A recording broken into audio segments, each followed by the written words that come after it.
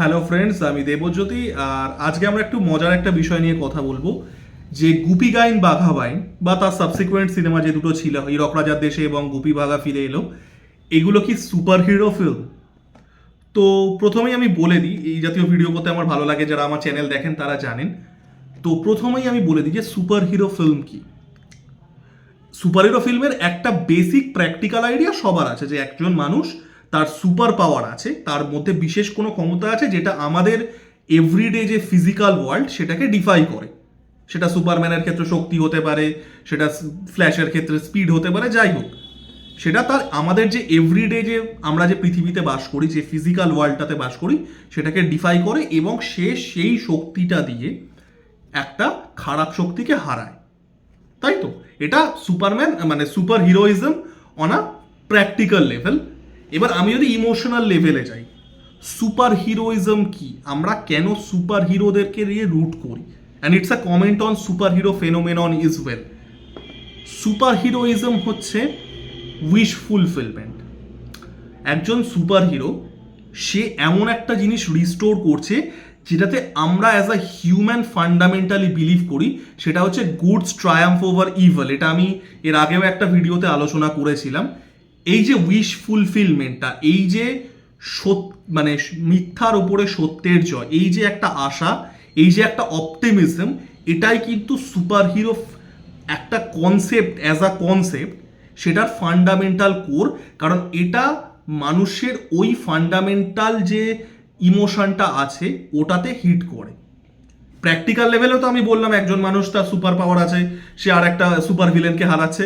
We all know the practical, I am talking about the emotional and the psychological concept of super heroism. Clear? এবার আমরা আসবো হচ্ছে গুপি গাইন বাঘা বাইনে। গুপি গাইন এবং বাঘা বাইনের origin স্টোরিটা কি, অ্যান্ড আমি অরিজিন স্টোরি কথাটা খুব কনসিয়াসলি ইউজ করছি।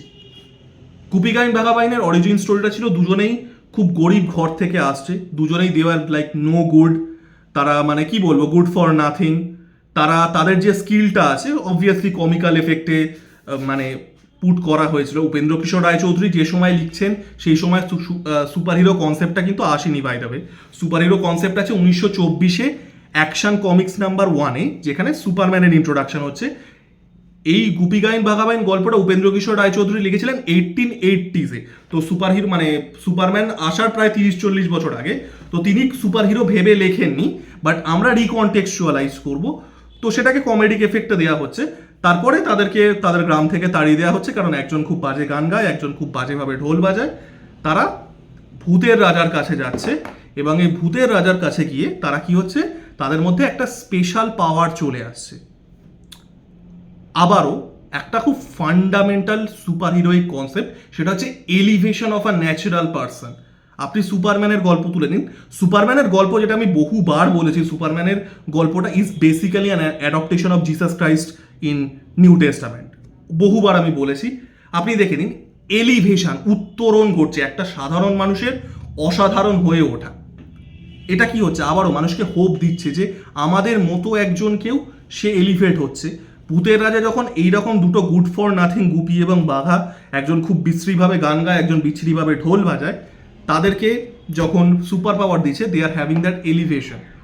এবং পরবর্তীকালে কি হচ্ছে, আবার দেখুন ফ্যান্টাস্টিক্যাল এলিমেন্টটা, আবারও যেটা আমি প্রথমেই বললাম, it's the practical effect of it.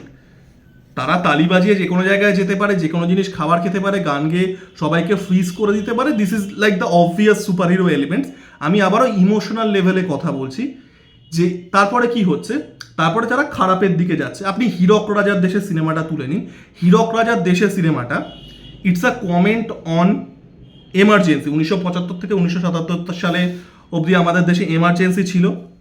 1980 সালে হচ্ছে Hirak Rajar Deshe, and it's an allegory on emergency. একজন মানুষ যে মানে ক্ষমতার একদম সর্বোচ্চ স্তরে আছে, সে কী করে অন্যান্য মানুষদেরকে কন্ট্রোল করছে, মাইন্ড কন্ট্রোল চলে আসছে।